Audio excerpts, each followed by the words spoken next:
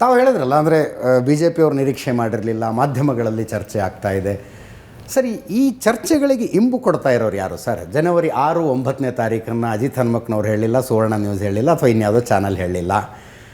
V have some understanding waiting for that day ಅಂತ ಯಾವ ಪೇಪರ್ನವರು ಬರೆದಿಲ್ಲ.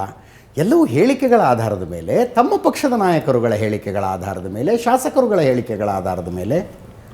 ಈಗ ನೋಡಿ, ದೇವರಾಜ್ ಅರಸು ಅವ್ರು ರೆಕಾರ್ಡ್ ಬ್ರೇಕ್ ಆದಾಗ ಆಯ್ತಲ್ಲ, ರೆಕಾರ್ಡ್ ಬ್ರೇಕು, ಇನ್ನು ಹೊಸಬರಿಗೆ ಅವಕಾಶ ಮಾಡಿಕೊಡ್ಬೇಕು ಅಂತ ಬಿ ಜೆ ಪಿಯವರು, ಜೆ ಡಿ ಎಸ್ನವರು ಅಥವಾ ಮಾಧ್ಯಮದವರು ಹೇಳಿದ್ದಲ್ಲ, ನಿಮ್ಮ ಪಕ್ಷದ ಶಾಸಕರು ಹೇಳಿದ್ದದನ್ನು. ಈಗ ಒಂದು ಜವಾಬ್ದಾರಿಯುತವಾದ ಮಾಧ್ಯಮ ಯಾವ ವಿಚಾರವನ್ನು ತೆಗೆದುಕೊಳ್ಬೇಕಾದ್ರೆ ಒಂದು ಜವಾಬ್ದಾರಿಯುತವಾದ ವ್ಯಕ್ತಿಯಿಂದ ತೆಗೆದುಕೊಳ್ಬೇಕು. ನೀವು ಹೇಳ್ಬೋದು ಶಾಸಕರಿಗೆ ಜವಾಬ್ದಾರಿ ಇಲ್ವಾ ಅಂತ. ಹೌದು, ಆ ಪ್ರಶ್ನೆ ಬರುತ್ತೆ. ಆದರೆ ಅವರು ಪಕ್ಷದ ಶಾಸಕರು. ಶಿವಕುಮಾರ್ ಅವರು ಅಥವಾ ಸಿದ್ದರಾಮಯ್ಯನವರು ಹೇಳಿದಾಗ ಮಾತ್ರ ಅದಕ್ಕೆ ಮಹತ್ವವನ್ನು ಕೊಡಬೇಕೇ ವಿನಃ ಓಕೆ ಯಾರಾದರೂ ಕವಡೆ ಶಾಸ್ತ್ರ, ಗಿಣಿ ಶಾಸ್ತ್ರ, ಪಂಚಾಂಗ, ನಾಡಿ ಶಾಸ್ತ್ರ, ಮಠಗಳು, ಸ್ವಾಮಿಗಳು ಇವರು ಹೇಳಿದಾಗ ಬದಲಾವಣೆ ಆಗಲ್ಲ. ಓಕೆ, ಅದು ಆಗಬೇಕಾಗಿರ್ತಕ್ಕಂಥದ್ದು ಜವಾಬ್ದಾರಿ ಸ್ಥಾನದಲ್ಲಿ ಶಿವಕುಮಾರ್ ಇದ್ದಾರೆ. ಯಾಕಂದರೆ ಅವರು ಪಿ ಸಿ ಸಿ ಅಧ್ಯಕ್ಷರು, ಮಂತ್ರಿ ಅಲ್ಲ. ಪಿ ಸಿ ಸಿ ಅಧ್ಯಕ್ಷರು, CLP ನಾಯಕರು ಸಿದ್ದರಾಮಯ್ಯನವರು. ಇವ್ರು ಹೇಳಿದಕ್ಕೆ ಮಹತ್ವ ಕೊಡಿ. ನಾನು ಅದ್ರ ಬಗ್ಗೆ ನಮ್ದೇನು ಅಭ್ಯಂತರ ಇಲ್ಲ. ಶಾಸಕರಿಗೆ ಹಲವಾರು ರೀತಿಯ ಒತ್ತಡಗಳು ಇರುತ್ತೆ, ಅವರು ಆ ಕಾಲದಲ್ಲಿ ಹೇಳ್ತಾ ಇರ್ತಾರೆ.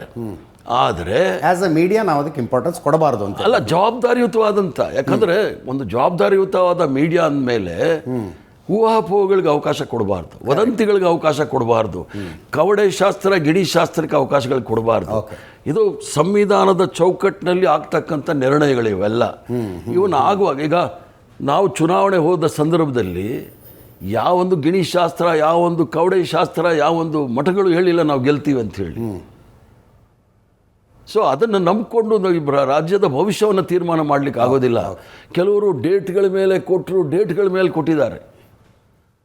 ಅವ್ರದ್ದೇ ಡೇಟ್ ಏನು ಅಂತ ಅವ್ರಿಗೆ ಗೊತ್ತಿಲ್ಲದಿರೋ ಬೇರೆಯವ್ರ ಡೇಟ್ ಅಂತ. ಯಾಕಂದರೆ ನಾನು ತಪ್ಪು ಅಂತ ಹೇಳಲ್ಲ, ನಿರೀಕ್ಷೆ ಅವ್ರದ್ದು, ನಿರೀಕ್ಷೆ ಅಲ್ಲ, ಅವ್ರದ್ದು ಉದ್ಯಮ.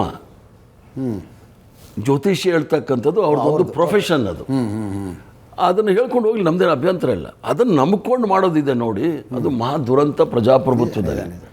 ಸಂವಿಧಾನದ ಚೌಕಟ್ಟಿನಲ್ಲಿ ಏನಾದರೂ ಇದ್ದರೆ ಹೇಳಲಿ,